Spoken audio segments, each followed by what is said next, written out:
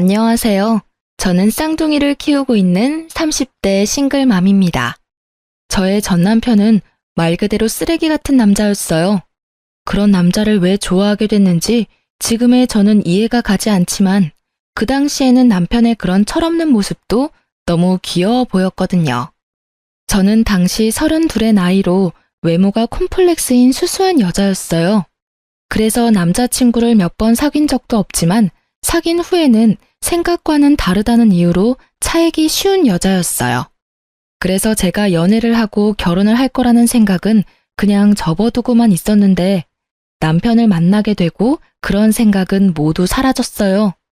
처음 남편을 만난 건 술집이었어요. 저도 남편도 각자 다른 친구와 함께 왔었는데 어쩌다 보니 합석을 하게 됐고 그 과정에서 남편과 친해지게 됐죠. 그때 남편은 푸념처럼 말하곤 했어요. 부모님이 빨리 결혼해서 아이를 가지기를 원한다. 하지만 자기는 그렇게 해줄 여자를 아직 찾지 못했다고요. 솔직히 이 남자가 부모님에게 한없이 약한 인성 좋은 사람인 줄 알았어요. 그래서 그때 이야기도 많이 나누고 연락도 많이 했었어요. 그렇지만 당신은 사귀는 사이는 아니었어요.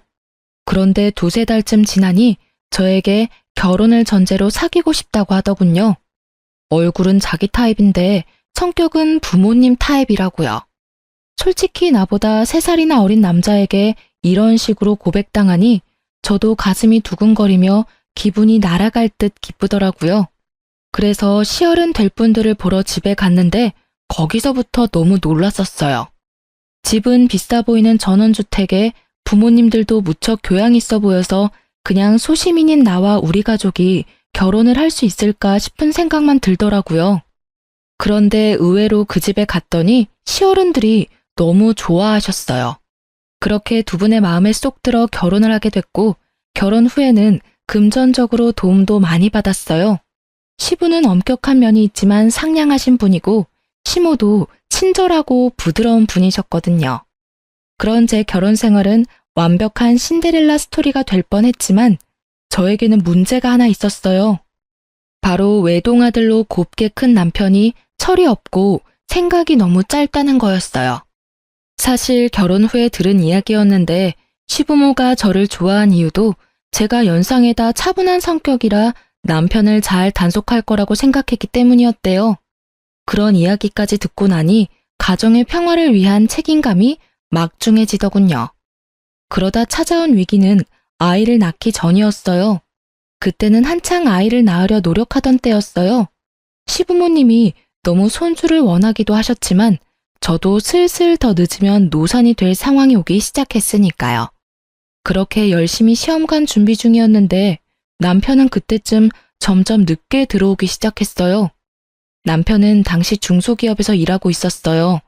그런데 결혼 1년 차에는 꼬박꼬박 집에 잘 들어오더니 2년이 넘어가자 점점 풀리기 시작했어요. 취해서 들어오는 것도 많았지만 다음날 새벽에 집에 들어온 적도 많았어요. 처음에는 야근하고 회식하느라 늦는다는 남편의 말을 믿었는데 뒤로 갈수록 믿기 힘들어지더라고요. 왜냐면 퇴근 시간인 저녁 6시 이후로는 절대 제 연락을 받지 않는 거예요. 그리고는 집에 들어오기 직전에 연락을 한다거나 아예 답이 없이 늦은 적도 많았어요. 처음에는 바빠서 그런 거라 생각했는데 이렇게 계속 바쁠 리가 없잖아요. 야근을 한다면 야근 수당이 붙어서 월급이 많아져야 하는데 월급은 계속 그대로고요. 그렇다면 이유는 2가지 중 하나였죠. 야근을 하지 않고 내게 거짓말을 했거나 야근을 했지만 야근 수당을 다른 데에 썼거나 솔직히 어느 쪽이든 문제는 있다고 생각했어요. 어떻게 할까 고민하다가 오랜만에 만난 고향 친구가 좋은 생각을 알려주더라고요. 네 이름으로 전화해서 안 받으면 다른 사람 이름으로 연락해봐. 똑같이 안 받으면 바쁘다는 거고 혹시나 받으면 남편이 네 전화를 피한다는 뜻이지. 참으로 좋은 생각인 것 같더라고요. 그래서 일단 남편에게 전화를 걸었어요. 그때가 저녁 8시쯤이었는데 역시나 전화를 받지 않더군요. 그리고 친구의 계정으로 남편의 SNS에 안녕하세요 라고 짧게 연락을 시도했어요. 그런데 갑자기 바로 연락이 오더라고요. 그 연락을 보니 화가 완전 뻗치더라고요. 게다가 연락 온 메시지가 더 열받게 했어요. 남편 놈은 안녕하세요라는 물음에 누구였지? 혹시 그때 그 클럽에서 만난 사람인가? 하고 보냈던 거예요. 열받은 저는 바로 제 폰으로 남편에게 연락을 했어요. 역시나 받지 않길래 남편에게 톡을 보냈죠. SNS 계정으로 인사 보낸 건 아니까 지금 당장 집에 들어와? 라고 말이죠. 저는 친구에게 미안하다고 하고 집으로 돌아가 남편을 기다렸어요. 그런데 간 크게도 남편은 4시간이나 지나 자정을 훌쩍 넘긴 시간에 어슬렁어슬렁 들어오더라고요. 자기가 뭘 잘못했는지도 모르는 그런 태연한 얼굴. 저는 열이 받았어요. 내가 들어오라고 했는데 여태껏 뭐 했어? 야근한다는 것도 다 거짓말이지? 좀 그만해. 짜증나게 왜 이렇게 집착하는 건데? 결혼했으면 이제 슬슬 놔줘야 할 때 되지 않았어? 짜증나게 맨날 저녁에 전화하고. 바쁜데 너 때문에 일도 제대로 못한다고. 얼굴 가득 짜증을 채운 남편 놈을 보니 기가 차서 말도 안 나오더라고요. 왜 방귀 낀 놈이 화를 낼까요? 지금 이 상황에서는 제가 화를 내야 하는 거잖아요. 지가 뭘 잘못했다고 짜증을 내는지. 뻔뻔한 남편 놈의 태도에 저는 더 열이 받아버렸죠. 도대체 뭘 하고 싸돌아다니느라 와이프 전화 연락 다 씹는 건데 모르는 여자 연락받을 시간은 있고 내 연락받을 시간은 없어? 모르는 사람이 연락 오니까 아는 사람인가 싶어서 다시 연락했던 거고 당신은 어차피 집에 빨리 오라는 이야기만 할 거니 일부러 안 받은 거지. 내가 이렇게 된 데는 네 책임도 있잖아. 매번 똑같은 걸로 전화하는데 안 지쳐? 뚫린 입이라고 멍청한 소리를 마구마구 짓거리는 남편을 보니 새삼스레 제가 왜 이런 남자랑 결혼했나 싶은 생각이 들었어요. 와이프가 화를 내는 게 당연한 이 상황에서 뭐가 그렇게 당당한 건지. 야, 내가 매번 똑같은 거 물어볼 거 알면 미리 늦게 간다 일찍 간다 이야기하면 될 일 아냐. 그러면 내가 너 기다리느라 언제 오냐고 물을 필요 없고. 그리고 너 늦게 오는 거 여자 만나느라 그런 거지? 그런 거 아니라고. 너 완전 상상력이 대단하네. 내가 여자 만난 증거라도 있어? 증거가 있으면 가져와. 나는 너무 결백하거든.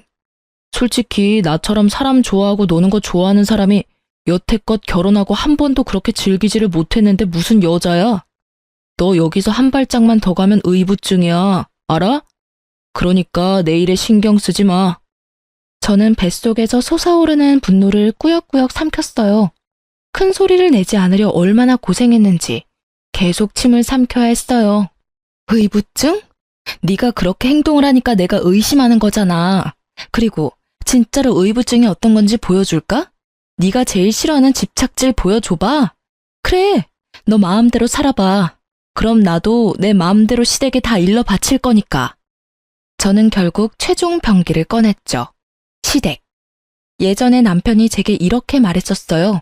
부모님은 끊을 수 없는 돈줄이자 족쇄라고 말이죠. 그러니 시댁 이야기만 나오면 약해질 수밖에 없는 거죠. 남편이 중소기업에서 박봉으로 일하면서도 넉넉하게 살 수 있는 건 시댁에서 주는 용돈 때문이었어요. 시부는 매달 우리 집에 80만 원 정도를 주고 계셨어요. 저랑 남편이랑 딱 40씩 나눠 썼는데 그게 크거든요. 꽁돈이라는 생각도 들고, 근데 시댁에서는 한 가지 원칙은 지키셨어요. 남편이 사고를 치면 용돈을 끊어버려요. 물론 시부께서 몰래 제 손에 80만 원씩 쥐어주셨지만 남편은 그런 사정 따위 모르고 있고요. 그리고 그 시댁 어른들은 저를 남편보다 더 믿고 있었으니까요. 남편도 그걸 아는지 결국은 화를 꾹꾹 참으며 말하더군요. 집에는 말하지 마. 일찍 오면 되지? 진짜 너 치사하다. 어떻게 그런 걸로 사람 약점을 잡고 흔들어? 내가 큰 거 바래? 연락 잘하고 늦는 거 좀 피하고 여자 만나지 말고. 그 3가지는 결혼한 유부남의 필수 조건 아니야? 막말로 내가 연락도 안 하고 매일 늦고 술이나 처마시고 꽐라돼서 집에 남자 향수 풀풀 풍기면서 들어와서 남자하고 연락 주고받는다고 생각해봐. 너라면 그게 정상적인 유부녀라고 생각해? 그 이야기를 들은 남편은 제 말이 일리가 있다고 느꼈는지 한마디 딱 하더군요. 연락만 잘하면 되지. 결국은 그렇게 용돈을 받지 못할까봐 남편은 그 뒤로 연락을 잘하게 됐어요. 잘한다기보다는 형식적이긴 하지만 꼬박꼬박 하게 됐죠. 연락이나 야근은 문제가 풀렸는데 한 가지는 아직도 제 머릿속을 어지럽히고 있었어요. 아무리 생각해봐도 여자를 만나는 것 같았거든요. 모르는 여자의 연락에 그때 클럽에서 본 애냐고 묻는 건 아무리 봐도 여자를 만났다는 뜻이잖아요.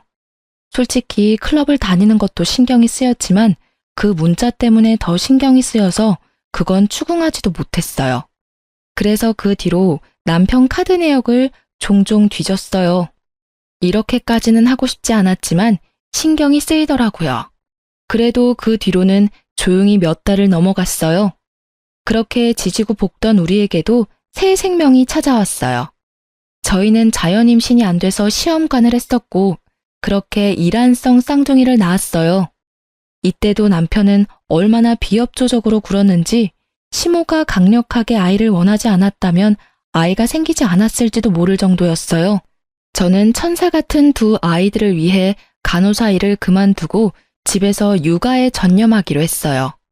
육아휴직이 없었지만 시모가 매달 150만 원 정도 주고 있었어요. 솔직히 우리가 살고 있는 집도 차도 모두 시부모 명의라 저희 앞으로는 돈 나가는 게 별로 없었어요. 게다가 시모는 자주 저희 집으로 배달을 시켜주셨어요. 시댁에서 드실 고기나 야채, 과일을 저희 집으로도 똑같이 배달시켜주곤 하셔서 따로 저희가 돈이 들어갈 곳도 많이 없었어요.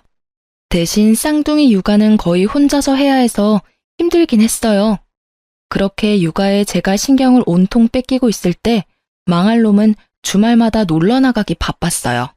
그래도 평일에는 일찍 집에 들어오려고 했으니 저도 평범하게 생각했었고요. 게다가 친구와 주말에 여행을 가거나 일로 출장을 가는 일이 잦아져서 남편의 폰에 위치 추적 어플도 설치했었거든요.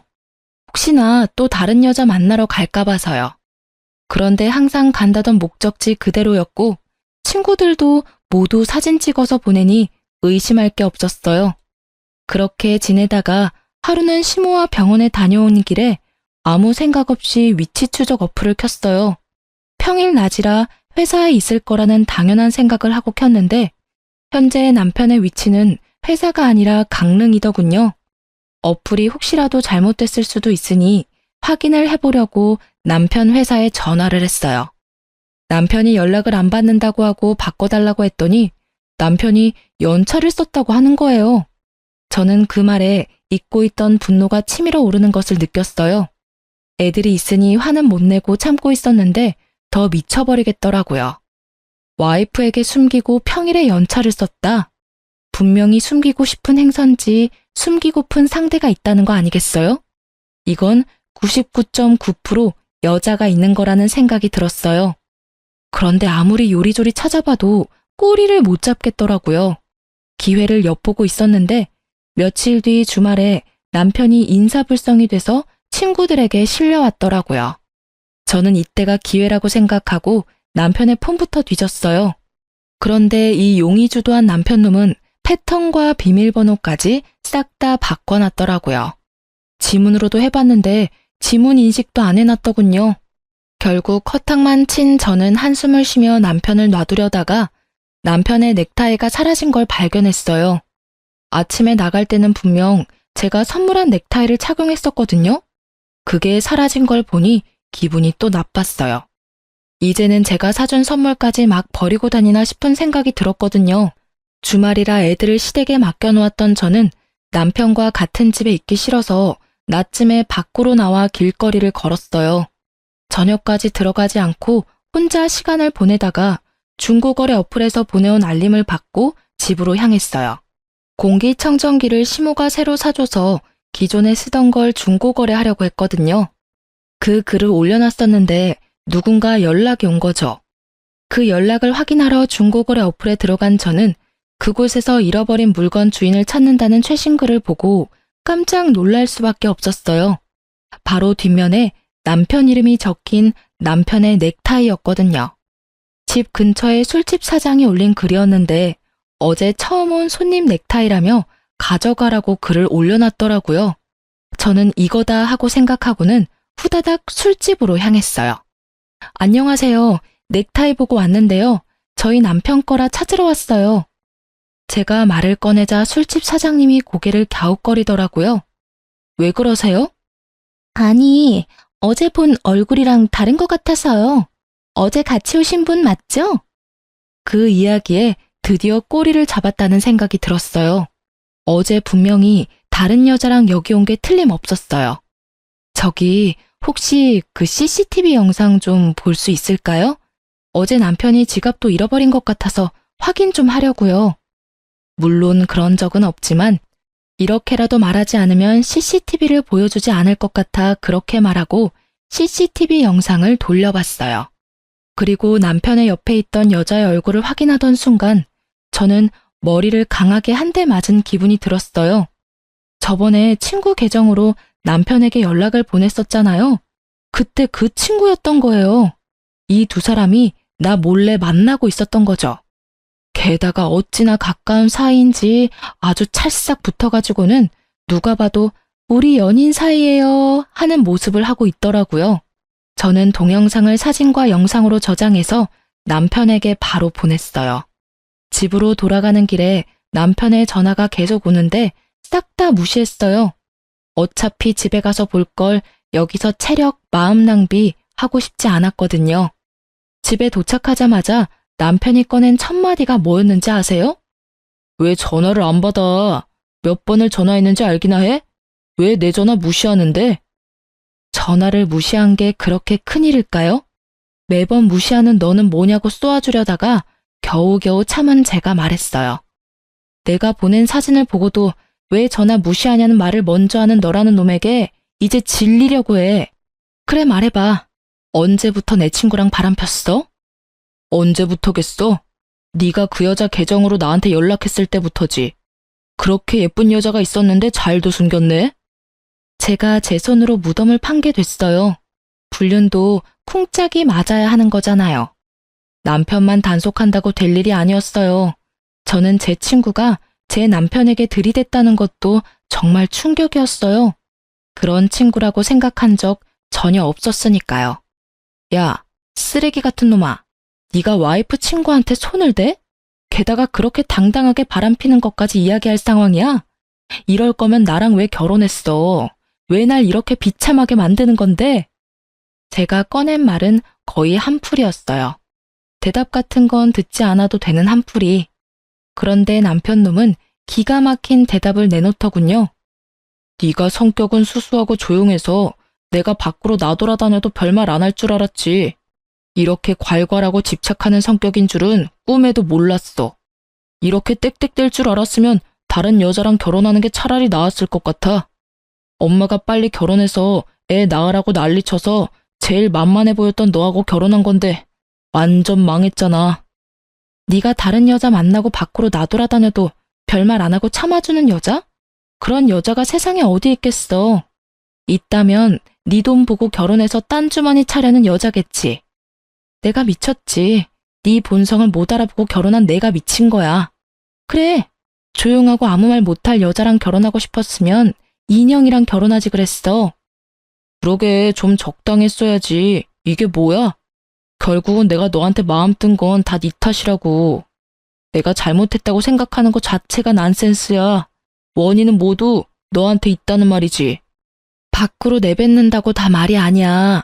뭐 됐어. 너랑은 이야기 끝났어. 그럼 같이 가서 시부모님한테 이혼하겠다고 말씀드려. 나 당신이랑 못 살겠으니까. 정말? 진짜 이혼해주는 거야? 우와, 요 근래 들어 너무 좋은 일이잖아. 그래, 내가 가서 직접 말할게. 지금 갈까? 룰루랄라 얼씨구나 좋아하는 남편놈을 보니 생각하는 게 눈에 훤하더라고요. 돌싱되면 신나게 놀 수 있을 거라고 생각하는 듯 했어요. 그렇지만 누가 그렇게 놔둔대요? 절대 그렇게 놔둘 수 없죠. 남의 눈에 눈물 나게 해놓고 즐겁게 보내도록 만들면 안 되죠. 내가 불행한 만큼 너도 불행해져야 똑같을 거잖아요. 제가 굳이 남편놈에게 이혼 이야기를 직접 시부모님에게 밝히라고 한 데는 다 이유가 있었어요. 그런데 그것도 모르고 좋아하며 앞장서는 남편을 보니 속으로는 회심의 미소를 날리고 있었어요. 저와 남편이 시댁에 도착했을 때는 이미 저녁 시간이 훌쩍 지났을 때였어요. 아이들은 모두 작은 방에서 자고 있었고 시부모님은 두 분이서 조용히 TV를 보고 계셨어요. 어머, 너희들 웬일이니? 갑자기 무슨 일이야? 애들 벌써 데리러 왔어? 아님, 어디 아파? 시모는 걱정이 가득한 얼굴로 저희에게 왜 왔냐고 물어봤어요. 아니, 콕 집어 저에게 말한 거죠. 시모와 함께 병원을 다녀온 게 며칠 전 일이라 시모가 저에게 신경을 많이 쓰고 계셨거든요. 저는 남편을 앞으로 떠밀었어요. 남편은 당당한 걸음으로 앞으로 나서더니 자기가 결심한 걸 이야기하더라고요. 엄마, 우리 이혼하기로 했어. 그러니까 그렇게 알고 있으라고. 남편 놈의 폭탄 발언에 시부모는 완전 난리가 났어요. 갑자기 그게 무슨 말이야? 이제 막 쌍둥이 낳은 애들이 이혼은 무슨 이혼이야? 너희 싸웠니? 싸웠다고 해서 그런 말 막 하면 안 돼. 그래, 무슨 일인지는 모르겠지만 대화로 잘 풀어봐, 응? 부부싸움은 칼로 물베기 같은 거야.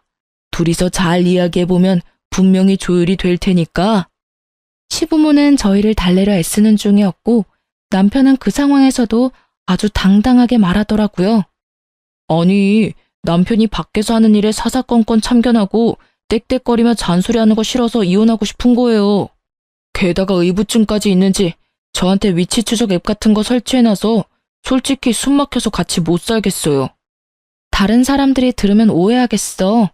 당신은 아무 잘못 없고 나만 잘못한 것처럼 말하네?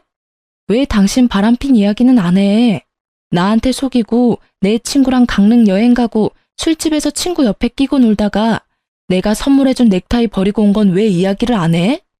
부모님들도 모든 상황을 다 들어야 우리가 왜 이혼을 결심했는지 이해하실 거 아냐. 누가 이야기 안 한대? 이제 막 할 거였다고. 뭐 엄마 아빠 들으신 대로 바람핀 건 사실이고요. 당분간은 돌싱으로 있고 싶어요. 솔직히 결혼 생활 내내 너무 답답했거든요. 와이프가 잘못하긴 했지만 저도 바람핀 책임은 있으니 부모님이 이 여자한테 위자료 두둑히 좀 챙겨주고 좋게 끝내면 될 것 같아요. 그 말을 들으니 제가 이혼을 결심한 게 정말로 잘한 일이라는 게 확 와닿더라고요.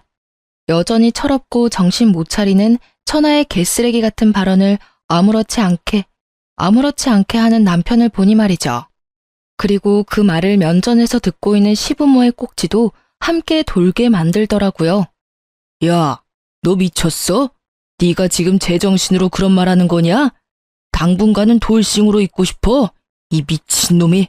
지금껏 네가 어떤 미친 짓을 해도 귀한 외동아들의 마음이 약해서 이해해주고 넘어가주고 뒤처리 다 해서 정리해줬는데 지금 네 이혼까지 우리더러 책임지라고? 네가 사람 새끼냐? 네가 잘못을 했으면 네가 책임지고 상황을 정리해야 하는 거 아니야? 그렇게 바람을 폈다고 당당하게 말할 수 있는 뻔뻔함은 도대체 어디서 생기는 거냐고? 온화하던 시부의 얼굴이 벌겋게 터질 것처럼 부풀어 올랐고 남편은 어리둥절한 표정으로 지금 이 상황을 이해조차 못하고 있더라고요. 아니, 여태껏 잘해주셨잖아요. 결혼한 거 그냥 이혼하겠다는데 왜 그렇게 심각하게 굴어요? 솔직히 애가 뭐가 그렇게 중요한데요? 저는 제 인생이 더 중요해요. 애한테 인생 붙들리는 거 딱 사양이라고요. 남편의 말에는 더 이상 생각해줄 가치조차 없었어요.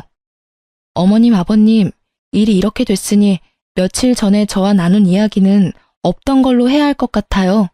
어차피 가족이 아니면 그게 좀 힘들다고 하니까요. 아가, 안 돼. 다시 한번 생각해봐. 네가 힘든 건 내가 다 알아. 이 정신 나간 아들놈은 내가 제자리에 돌려놓을 테니까 아무 생각하지 말고 제발, 응? 너 이 미친놈아. 너 와이프의 생떼 같은 자식들 놔두고 뭐하는 짓거리야? 네가 뭔 짓을 한지 알기나 해? 이 천하의 모조리 같은 놈, 네가 결국은 이렇게 불효를 해? 아니, 왜 나한테 소리 지르냐고요? 내가 엄마 아들인데 왜 저 여자 편만 들고 있는데요?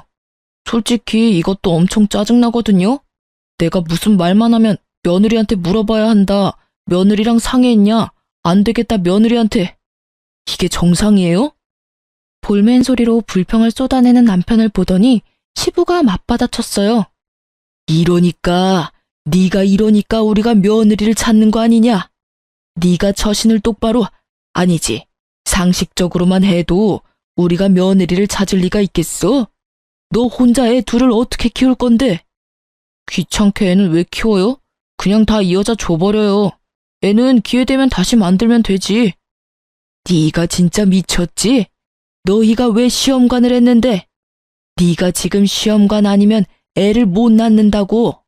그 와중에 손주들까지 우리한테서 떼어놓겠다고? 네가 사람 새끼야? 넌 도대체 뭐가 모자라서 이렇게 참한 며느리랑 이혼을 하려는 거야? 네가 여태껏 데려왔던 애들 중에 이만큼 착하고 성실한 애가 있기는 했어? 설마 또 어디서 너처럼 노는 거 좋아하는 여자 데리고 오면 우리는 허락할 생각 추호도 없어. 아버지, 그건 걱정하지 마시라고요. 저 당분간 여자 데리고 올 생각 없다니까요. 솔직히 돌싱을 좀 더 즐기고. 그 이야기에 시모가 남편 등짝을 찰싹 때리더라고요. 결국 참지 못한 거겠죠. 저는 이 쓰레기 같은 남편 놈이 이제 무슨 말을 해도 더 이상 화가 안 났어요. 그냥 빠른 손절이 답이라는 것만 더 강하게 느낄 뿐이었죠. 뭘 더 즐겨 뭘? 네가 지금 엄마 목숨줄 가지고 있는 거 모르지? 이런 말까지 안 하려고 했는데 네 와이프가 나한테 뭘 해주기로 했는지 모르지? 그게 뭔데요? 뭔데 이렇게 호들갑인데요? 뭐 얼마나 대단한 거길래 거창하게 목숨줄 운운하는 건데? 네 와이프가 얼마 전에 너희 엄마랑 병원 갔다 왔어. 신장이식 적합한지 조직 검사 받으러.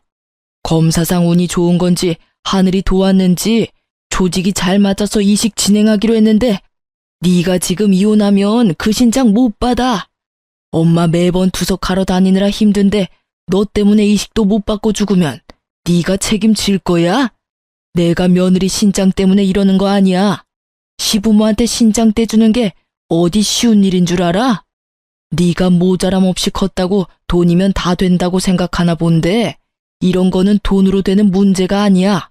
하늘이 내려준 기인을 네가 네 발로 차버리니 이 부모 속이 문드러지는 거 아니냐고. 어른들한테 잘해. 애들한테도 잘해. 성격도 좋고 너 단속도 잘하는 이런 며느리 대체 뭐가 문제라고 네 놈은 이혼을 하겠다 지랄이야? 시부의 그 말에 남편의 얼굴이 깜짝 놀라더라고요. 저는 이때 남편이 180도 돌변해서 저한테 사과라도 하면 어쩌나 생각했거든요. 솔직히 정이 뚝 떨어진지라 어차피 이혼 결심은 했는데 진심으로 사과하면 시부모님 생각에 마음이 약해지면 어쩌지 하는 생각이었죠. 그치만 저의 기우였던 거죠. 이 멍청이가 뭐라는 줄 아세요? 그러면 나한테 먼저 말했어야지. 그런 건 내가 해결해 줄 수 있으니까. 뭐? 이식을 네가 해주려고? 시부모는 기대감 하나도 없는 목소리로 남편에게 물었고 남편은 당당하게 말했죠. 지금 사귀는 여자한테 말하면 되잖아. 그 여자가 엄마한테 주면 되지. 조직검사 안 맞으면 다른 여자 데리고 올게. 그럼 됐지? 그 이야기를 듣는 저도 벙치고 시부모님도 벙치고 결국 시부모님은 화가 머리끝까지 나서는 또 등짝을 날리더라고요. 얼마나 분노했는지 시부는 말까지 더듬더라고요. 하긴 그 대사가 충격이긴 했어요. 지가 만날 여자들은 뭔 죄예요? 게다가 시부모님들이 그런 걸 허락이나 할 것 같으냐 그 말이죠. 제가 신장 주겠다고 했을 때도 극구 사양하셨던 게 시모였어요. 어차피 오래 살았다며 네 거 받고 몇 년 더 사는 게 무슨 의미냐고요. 시모는 진짜 좋은 분이신데 자식은 왜 이 모양 이 꼴인 건지. 너 이 미친놈이 말을 네가 지금 무슨 말을 한 건지 알기나 해? 그럼 그렇지. 네가 해주겠다는 말은 애초에 기대하지도 않았어.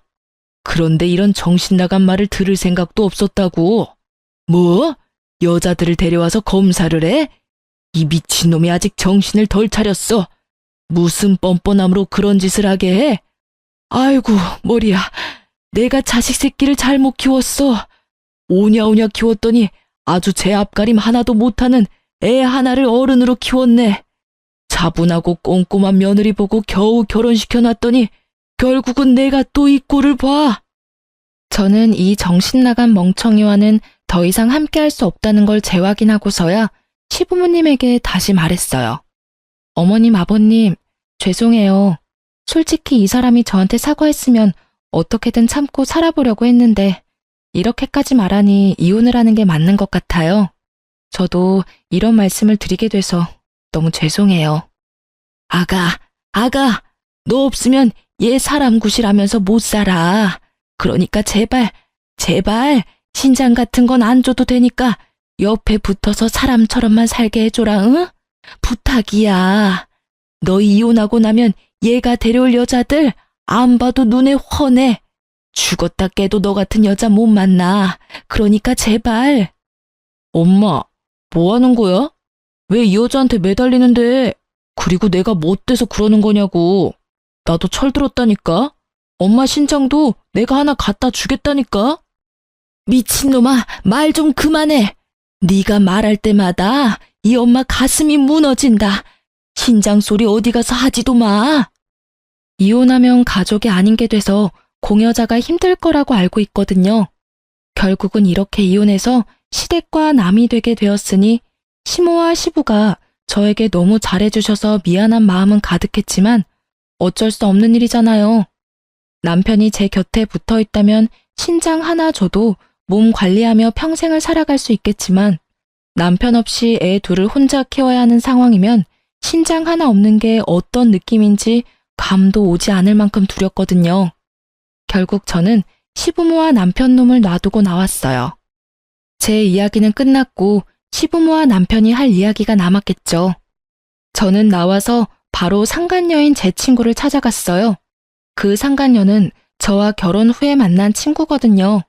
그래서 결혼식에도 온 적 없고 남편과 만난 적도 없었어요. 원데이 클래스 하면서 만난 사이라 엄청 친하고 그럴 것도 없었지만 말이 잘 통한다고 생각했는데 뒤로 이렇게 음침한 일을 벌일 줄은 상상도 못했네요. 저는 친구에게 만나자고 연락을 넣고 카페에서 기다렸어요. 앉아. 너 나한테 해야 할 말 없어? 저는 오자마자 친구에게 물었어요. 무슨 말? 나 너한테 할 말 없어. 네가 나한테 보자고 한 거니까 네가 나한테 할 말이 있는 거겠지? 무슨 일인데 불러내서 분위기 잡는데? 꼭 내 입으로 들어야겠어? 너 내 남편이랑 바람 피는 거 나한테 들켰어. 이래도 할 말 없어? 아, 그거? 그게 어때서? 사람 만나서 사랑하는 거 흔한 일 아니야? 그 사람의 유부남이었을 뿐이고 나는 그래도 상관없다고 생각한 것뿐이고 내가 직접적으로 너한테 상처 준 건 없잖아. 아주 둘 다 쌍으로 또라이였더라고요. 말하는 걸 들으니 참. 그래, 상처 준 건 없지. 그래도 남의 남편하고 바람난 걸 세상에서는 불륜이라고 불러. 그리고 너는 상간녀고 내 남편은 불륜남이지. 넌 뭐가 그렇게 잘나서 떳떳해? 네가 한 행동에 조금도 미안한 마음 없어? 너 설마 이러려고 나하고 친구했어? 솔직히 네가 하고 다니는 거 보면 네 남편 궁금하기는 했어. 돈도 많아 보였고 노는 것도 좋아하는 것처럼 보여서. 그때 내 SNS로 연락하라는 것도 일부러 그런 거야. 연결고리가 있어야 하는데 네가 딱 잘 걸려준 거지. 솔직히 나는 네가 이혼하든 안 하든 상관없어. 그냥 내 옆에서 풍족하게 만들어줄 남자만 있으면 되거든. 그러니까 돈 많아서 내 남편을 꼬셨다는 말이었어요. 실상은 시부모 돈 없으면 완전 평범하다 못해 쥐꼬리만한 월급 겨우 받는 회사원인 거 알면 어떨까? 반응이 궁금하더라고요. 그냥 사실대로 말해주려고 했죠. 너는 지금 네가 처한 상황을 모르나 본데 생각보다 일이 크게 났거든? 나는 너희 이혼하든 안 하든 상관없다니까? 이혼하면 좋게 하지. 난 솔직히 그 사람이 딴 여자 만나도 이해할 수 있어. 돈 많잖아. 돈만 갖다 주면 별로. 부러우면 부럽다고 말해. 결혼하고도 여자 때문에 전전긍긍하는 네가 불쌍해서 그래. 그 남자 폰 보니까 나 말고도 여자 많던데 뭐. 제 말을 제대로 듣지도 않고 그저 이딴 말만 짓거리는 친구를 보니 참으로 답 없다고 생각했어요. 안 부러워, 전혀. 그리고 넌 남편이 어떤 놈인지도 모르고 있는 것 같고 그 집에서 무슨 일이 벌어지는지도 모르는 것 같네. 내가 말해줘도 들을 것 같지도 않고 그냥 몸소 겪어봐. 네가 그렇게 즐거울 수 있는 것도 오늘까지일 테니까. 아무것도 모르는 애를 그냥 두고 나와버렸어요. 길게 말할 것도 없더라고요. 차랑 뭐 이런 이야기 했으면 저도 화났을 텐데 돈 이야기하니 그냥 김 빠지더라고요. 돈 보고 만나는 걸 보니 조만간 남편 본체 알면 떠나겠구나 싶기도 했고요. 그렇게 며칠 뒤에 시모한테 저 연락이 왔더라고요. 이혼 이야기 마무리도 할 겸 잠시 집에 오라고요. 시댁에 갔더니 그 짧은 시간 동안 몇 년은 늙어버린 것 같은 시모가 앉아있더라고요. 왔니? 네, 어머님. 혹시 몸이 많이 안 좋으세요? 병원 가보셔야 할 것 같은데. 괜찮아. 나도 몸이 아픈 게 아니라 머리가 아픈 거야. 내가 어제 무슨 꼴을 당했는지 어제 이놈이 웬 여자 하나를 데려왔더라고. 알고 보니까 지가 만나는 여자라는데 딱 봐도 상간녀더라고. 내가 맘에 들지 않아서 빨리 내보내려고 했는데 세상에 이놈이 그 여자한테 뭐라고 했는 줄 아니? 야, 우리 엄마한테 신장 하나 이식해줘. 그럼 나쁘지 않게 대접할게. 이러는 거야. 그 여자애가 놀라서 자기가 왜 그래야 되냐고 했더니 아들놈이 자기랑 결혼하려면 당연히 그렇게 해야 한다고 하지 뭐니? 그 대화에 나도 놀라고 남편은 더 열받아서 노발 대발 그 와중에 병원까지 데리고 간 거 아니? 병원을요? 거기 가서 뭘 했는데요? 뭐긴 뭐야. 내 아들인데 그 속을 모르겠어? 어디서 그런 미친 것이. 근데 그 여자도 만만치 않더라. 나한테 자기가 신장 주겠다면서 결혼하려면 당연히 그렇게 하겠다면서 앞장서는데 아휴, 결국은 바로 나왔어. 검사는 안 하셨나 보네요. 시간 좀 걸리던데. 그게 아니야. 조직 검사를 할 필요조차 없었거든. 세상에 그 상간녀가 얼마나 술을 많이 마셨는지 신장이 너무 안 좋아서 도리어 치료받아야 한다는 판정받고 입원했어. 예, 그 와중에 아들놈이 상간녀한테 난리를 치는데 너 같은 거 필요 없다면서 거기서 내버려 두고 오지 뭐니? 네가 이혼한 거 천만 다행이야.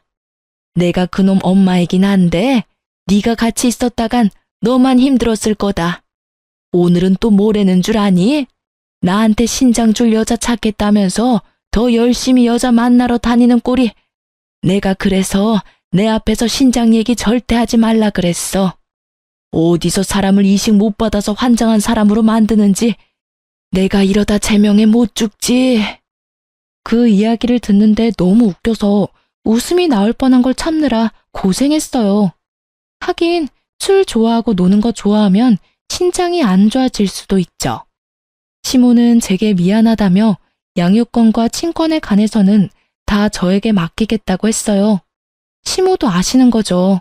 본인은 몸이 힘들어서 손주들 보살필 처지도 아니고 그렇다고 아들놈에게 맡기려니 믿음이 없고 결국 남는 건 저뿐이었으니까요. 남편은 그렇게 잘 사는 것처럼 보였는데 이혼이 제게 유리하게 흘러가자 상황이 달라졌어요. 너 왜 위자료 지급 안 해? 그리고 애들 양육비도 안 줬거든? 처음부터 이렇게 굴면 나중에 곤란해. 제가 전화를 먼저 했어요. 지급받아야 할 돈들이 나오질 않아서요. 그랬더니 약간 당황한 말투로 말하더군요. 엄마가 돈 준 거 아니야? 이상하네. 우리 집 전기랑 난방도 끊겼어. 그리고 잠깐만. 폰 너머로 도어락 비밀번호 누르는 소리가 몇 번이고 들리더니 당황한 듯 남편이 말하더라고요. 집이 잠겼는데? 결국 당황한 남편이 전화를 끊었어요. 분명히 시댁에서 손 쓴 것 같아서 시댁에 전화해서 물었더니 시부 명의의 카드는 모두 정지시키고 집은 아예 팔아버리려 내놨다고 하더군요. 시부 말로는 이대로 놔두면 아예 인간 쓰레기가 되겠다 싶어서 이제라도 모질게 마음먹고 훈육하는 거라고 했어요. 결국 시부모의 단호한 제재에 깜짝 놀란 남편놈은 시부모에 매달리며 돈줄 끊지 말아 달라고 했지만 시부가 너도 성인이고 번듯한 직장 있으니 네 돈으로 벌어서 네 돈으로 살라고 했다네요. 그렇지만 이미 카드빚도 가득한 데다가 여자들과의 유흥에 돈을 다 써버리는 바람에 쓸 돈이 없었으니 결국 여자도 못 만나고 열심히 돈만 갚는 중이라고 해요. 위자료와 분할재산과 양육비 등을 지급받지 못한 나에게 시모가 따로 연락해서는 몰래 주시더라고요. 이러니 저러니 해도 자식에게는 약한 게 부모인가 봐요. 그래도 그냥 주는 거 아니고 전 남편 월급에서 따박따박 돈 떼어가고 계시답니다. 그분들에게 필요한 게 돈은 아닐 거예요. 다만 이 기회에 전 남편이 정신 차리기를 바라시는 거지. 그런데 그런 시모를 또 열받게 한 일이 있었다는데요. 시모가 결국 신장 이식을 친척 조카에게 받기로 하고 그 조카에게 비공식적으로 시부모의 재산을 조금 넘겨주기로 하셨대요. 워낙 고마운 일이니까요. 그런데 그 재산 넘겨준다고 열폭한 남편놈이 시댁과 그 조카 댁에 가서 난리를 치는 바람에 시부모도 완전 열이 받을 대로 받아서 한 번만 더 사고 치면 나머지 남은 재산도 다른 사람들한테 다 나눠줄 거라고 으름장을 놓자 결국 쫄아서 조용히 지내고 있다고 합니다. 참 사람 일 몰라요. 철없는 놈이랑 결혼해서 피 본 거 생각하면 화딱질만 나지만 그래도 귀여운 아이를 낳게 해준 것만은 고맙다고 생각해요. 그리고 전 남편을 보면서 아무리 귀여워도 애들은 절대 오냐오냐 키우지 않겠다고 생각했어요.